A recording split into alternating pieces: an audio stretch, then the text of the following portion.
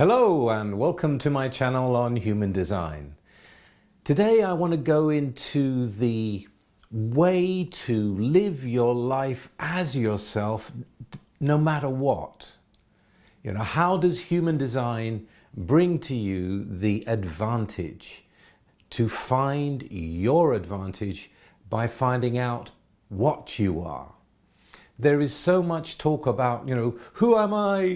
I need to find out who I am. Well, okay, it will show you who you are, but look at what you are. Look at what it is that you have in order to engage with the world. We're in the material world here.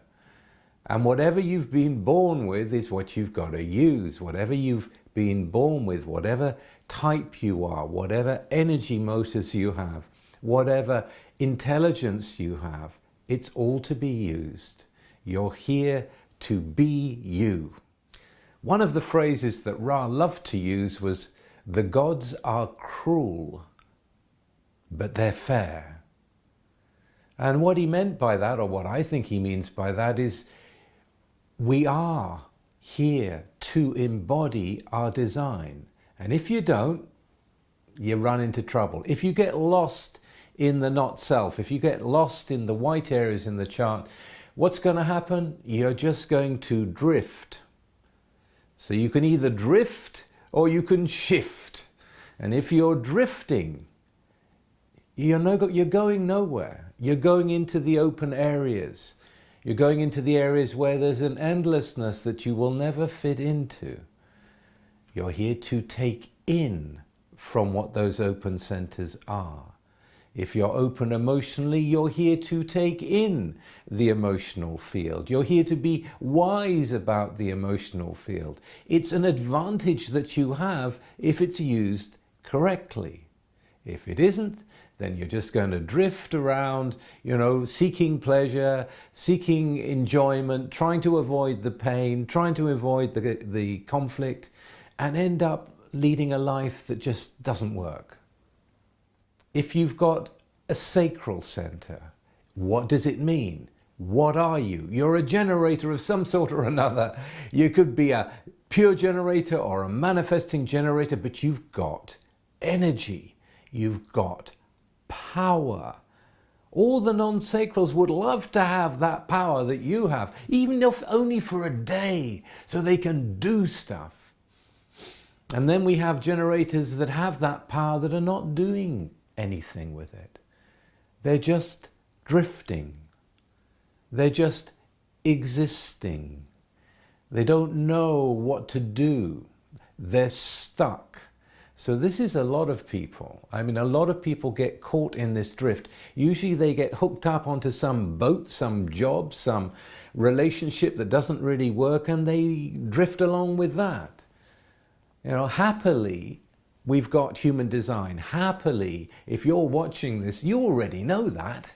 You already know, hey, I'm me. What have I got in me?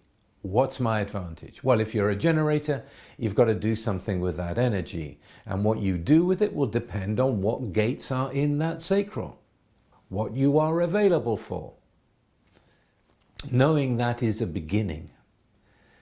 But it doesn't solve anything. It doesn't get you into shifting into that transformational point at which you move forward in your life.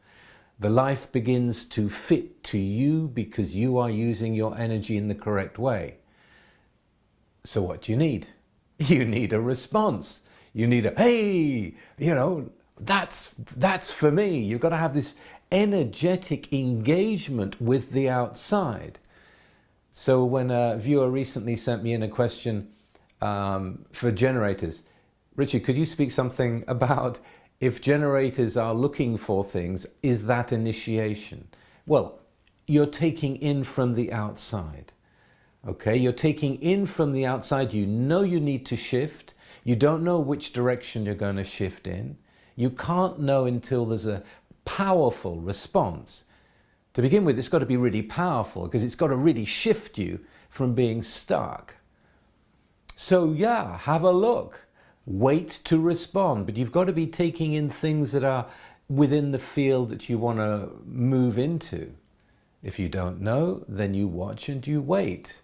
You wait for your response, but sure, you don't go and put your attention onto Netflix and to all the distractions that are out there and go, oh, my life isn't working. No, you're just drifting. And you're letting the distractions take away your life, take away your potential, take away your ability to live who you are in your own way. So yeah, you look, you see if you respond to anything. If you're a fourth line, look to the network. You know, there are different ways depending on the profile. If you're a third line like me, well, you're going to bump into things. You just will. So what if you're not a sacral being and there is no response mechanism? Well, where is the energy? So a lot of this depends on the energy that you have. If you don't have a sacral, then energy is going to be a premium. But what do you have? Do you have a fixed head ajna? You know, do you have these thoughts? Do you have these ideas that keep running through you? That is the way to move, to get those recognized. You know, to see if you've got a logical side to your mind. Where is that incisive, critical, detective mind using itself? You don't know? Look at what you read. Look at what you look at. Look at what you say. It's already coming out of you. You know, if you're a projector, you have to recognize yourself. Yes, other people need to recognize you to open the door in invitation, but you've got to be recognizing yourself so you can know that's a fit. If your mind is abstract and you're a projector, well, it's giving you perspective. It's giving you the stream of visual images and ideas. You know, this is something that can be shared with others in an entertaining way, in a fictional way, in a descriptive way, in a mythological way. You know, when you see what's in you, let it come out. If there's no one asking you about it, it'll come out in your writing anyway. You know, use what you have. Find your advantage. If you've just got the will as a motor, well, this depends on what you want. This willpower is precious. It's not to be wasted in the this and that. It's there for you to move according to your will. And this can be lived out in terms of, well, I don't want to do that, and I don't want to do this, and I don't really want to work, you know, and you just drift along. And you just drift from one thing to another, using your will, your impressive will when you meet people. Well, that's one way to go, but it doesn't get you anywhere. You know, the thing that gets you somewhere is when you use your will to make an agreement, to make a bargain, to say, I will do this. You make that obligation to yourself, and when you make it to yourself, it means that you're going to keep your agreements. People are going to know they can trust you. That when you say, I will, you know, and they know that you will. That itself, through your will, through that power that you have, more comes to you. Then a life comes to you where you don't have to use your will all the time, because other people are happy to work around you, because you shine out when necessary. You don't have to do it all the time. You know, finding a way that come out. Well, what is your interest? What are you looking into? How can you use that information that you've got, or that experience that you've got, in a way that can really put it out with the force of the will? You know, to trust yourself, to realize that you have that center that only 35% of people have in the world. That's your advantage. How you use it, well, that's up to you. This is the material realm. This is a time and a place where we have to live with limitations. And I should know. I have the 60th gate, the hexagram of limitations, as my personality sun, in the first line. So I've learned how to test limitations, how to push against them, how to find those that, oh, no, I'm not going to get through that one. Back off. We know that, and that's a solid limitation there. Okay. Where is the movement? And to ask yourselves, where is the movement in your life? If you've got a lot of limitations on you, for one reason or another, you know, maybe it's the relationship, maybe it's the family, maybe it's the job, maybe it's the environment you're in.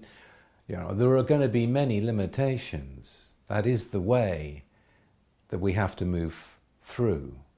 Where is the movement? Where is the movement? Moving a little bit. You know, if you're a generator and you can achieve something within really oppressive limitations and you can get through that, wow, that's satisfying. That's satisfying. In order to move from the drift to the shift, some action is needed. And right action for you. Whatever your strategy and authority is, that is what you pay attention to. Being open to the shift, being aware that the life will just drift by and the years will go by. And it becomes even more difficult to break free if you let that drift go on too long. It becomes habitual. And this is what I wanted to talk to you about today. But for those of you who are my regular viewers will notice that the background is different today. It's being shot in a studio because my internet has gone down. I have no broadband. I cannot create the film in the way that I normally do and would prefer to do. However, within me is a channel of struggle, and I'm a manifesting generator, and I will not be stopped.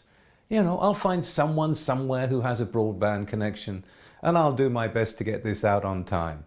So, you know, I don't know how I'm going to get this film to you, but it's being made now, and I will find a way. I have the channel of struggle in me. I don't give up. And it's that real message I want to get out to all of you, really, is that sometimes we have to fight for life, whether you're a fighter or not.